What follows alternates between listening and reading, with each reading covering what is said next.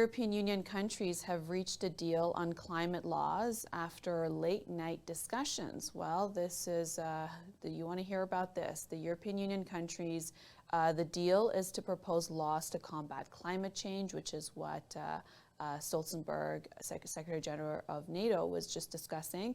And essentially they're backing the 2035 phase out of new fossil fuel car sales and a multi-billion euro fund to shield the poor citizens of CO2 costs. Well, what does this mean? Well, after 16 hours of negotiations, the environment ministers from the European Union's 27 member states have agreed to a joint position on 5 laws. Well, essentially it goes from broader package of measuring in terms of slashing climate warning emissions in decades as part of their focus.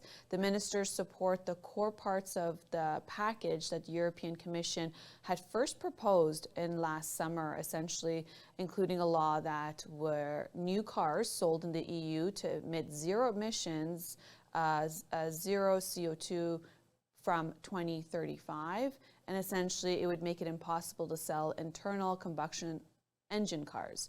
This is quite significant as the deal makes it likely that proposal will become a European Union law, and the ministers have agreed that from their position in the upcoming negotiations that the EU Parliament to make this a final law, and this is already going to be backed by the 2035 car target. Now, Italy and Slovakia and other states wanted to phase out delays a little bit longer by 2040, but eventually they agreed to join the other countries for the 2035 deal.